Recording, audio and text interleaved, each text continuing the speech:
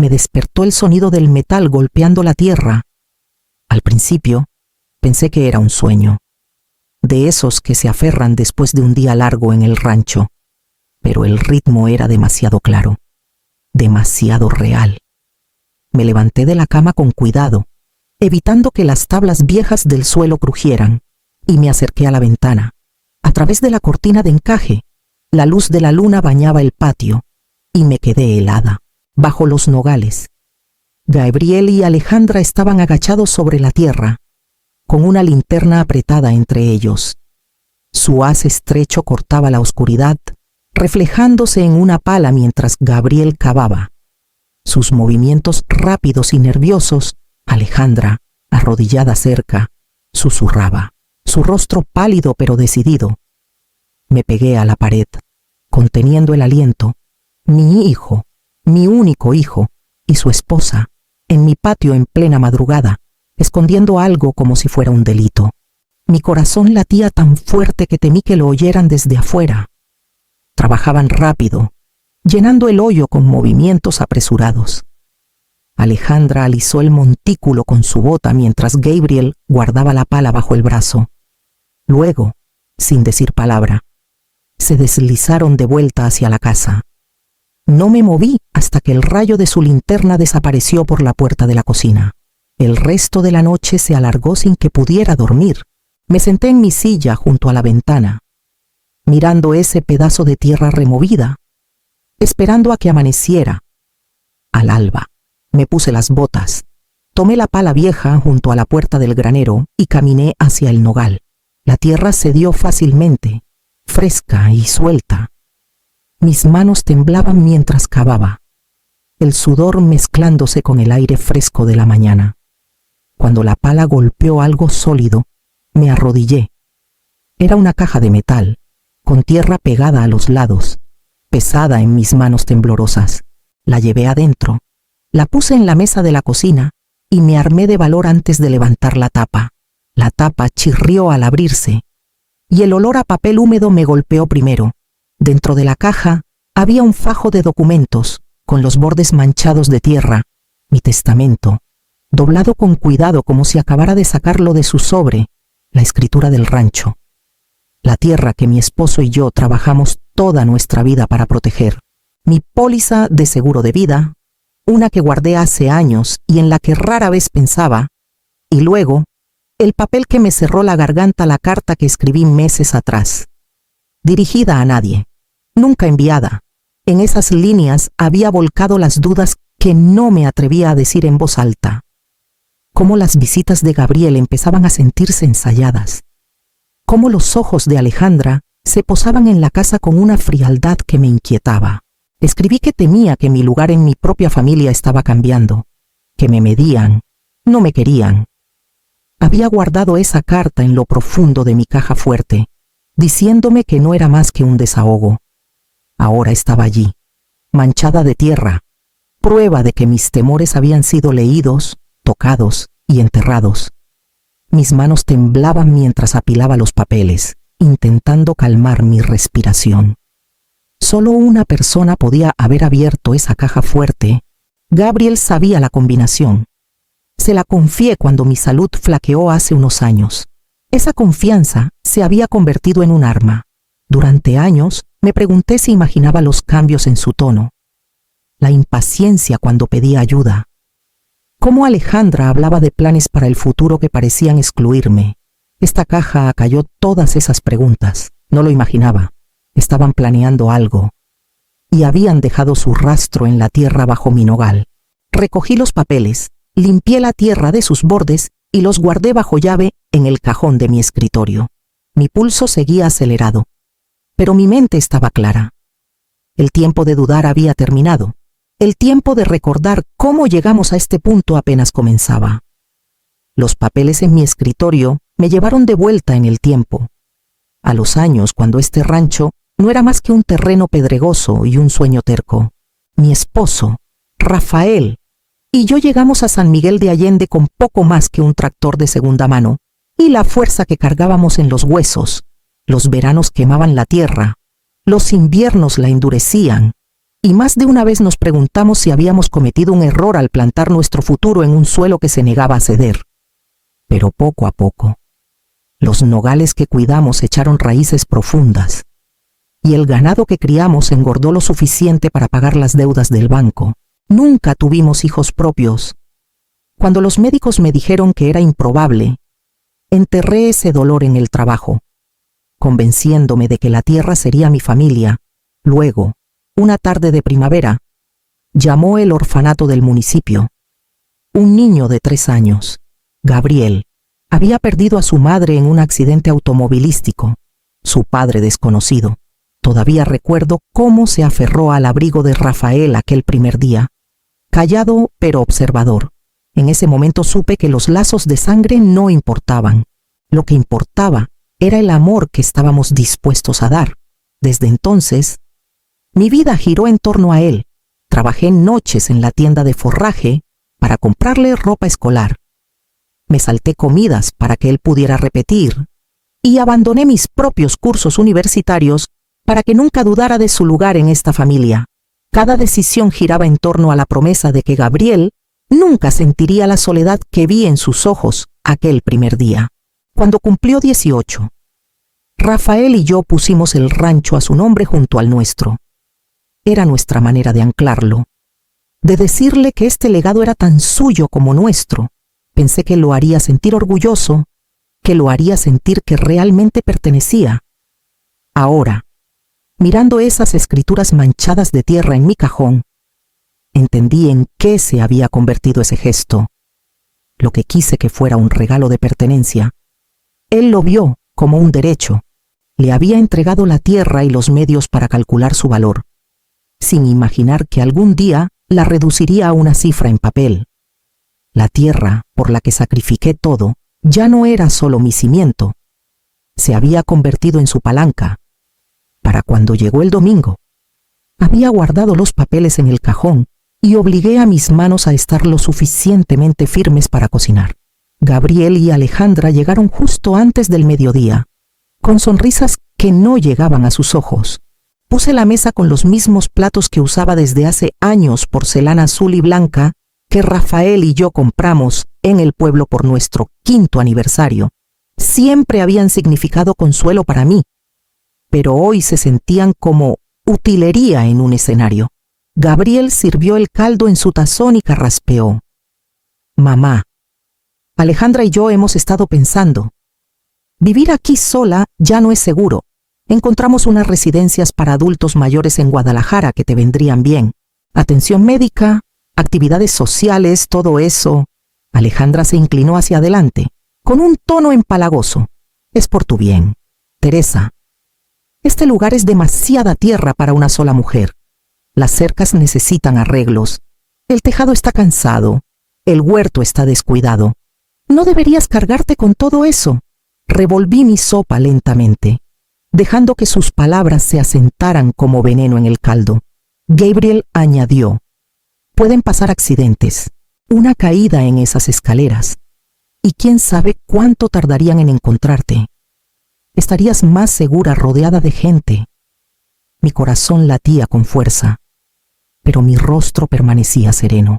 Bajo la mesa, mis dedos rozaron la pequeña grabadora que había deslizado en el bolsillo de mi delantal esa mañana.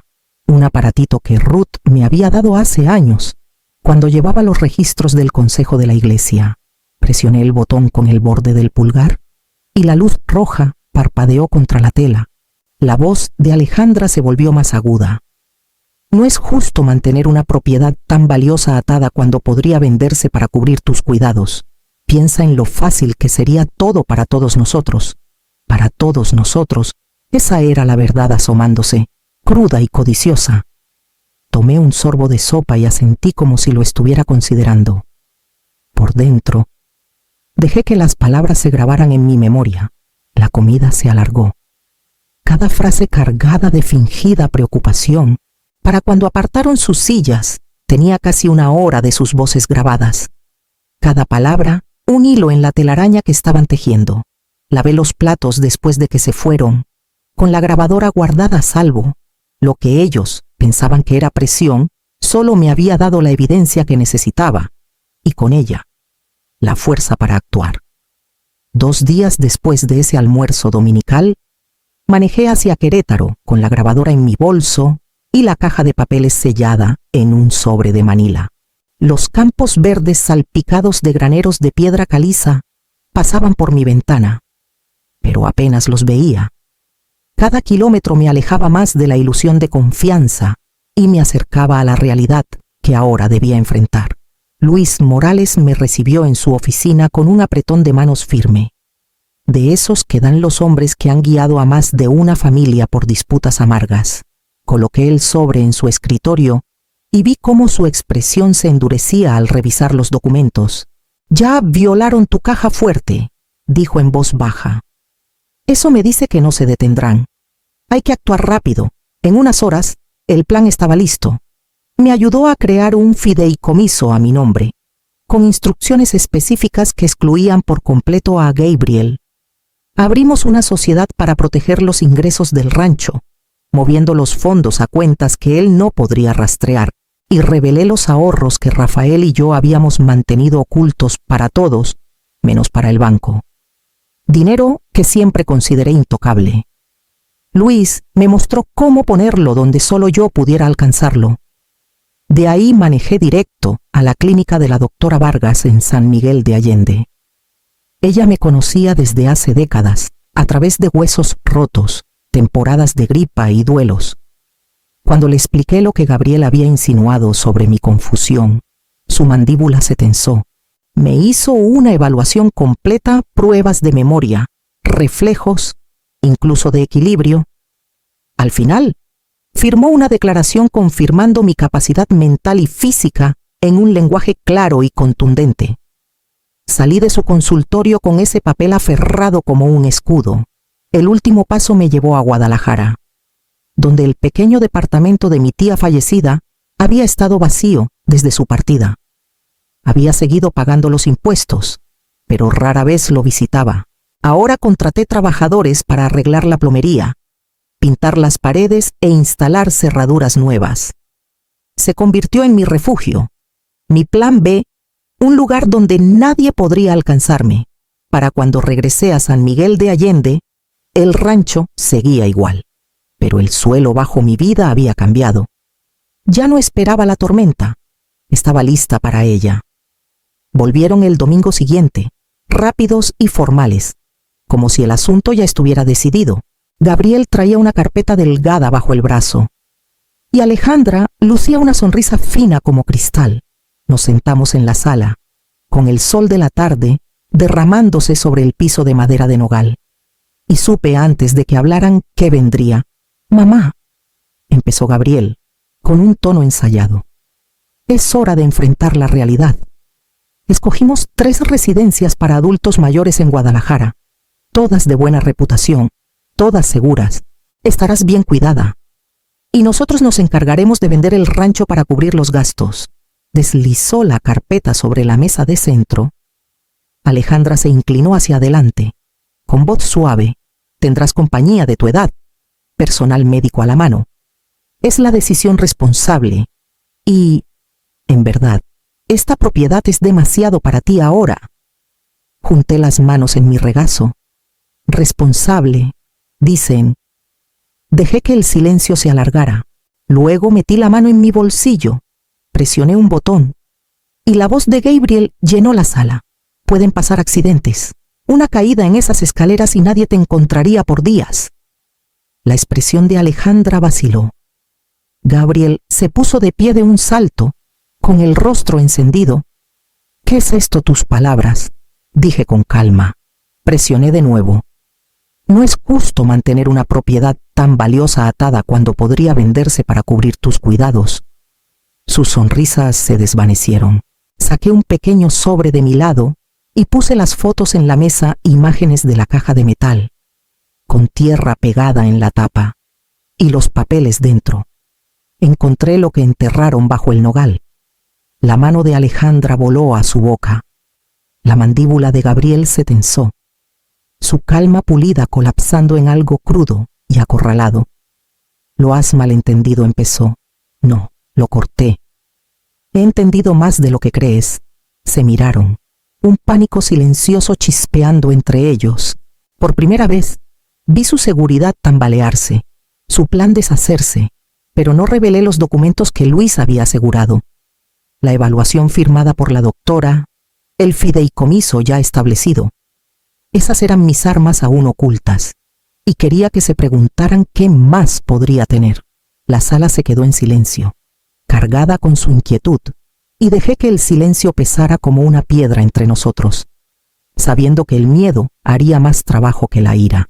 2 días después de la confrontación, supe hasta dónde estaba dispuesto a llegar Gabriel. Ruth me llamó temprano por la mañana, con voz cortante. «Prende tu computadora. Tu hijo está en vivo en internet». Lo hice, y ahí estaba mi pequeño, el niño que cargué en la cadera. Ahora un hombre adulto con ojos hinchados por lágrimas ensayadas, hablaba a la cámara como si fuera un jurado. La mente de mi madre ya no es la de antes. Olvida cosas, nos acusa de tonterías y rechaza la ayuda que desesperadamente necesita. Solo queremos lo mejor para ella. Los comentarios que pasaban por la pantalla me revolvían el estómago. Extraños le daban su apoyo, llamándome confundida, paranoica, necesitada de cuidados.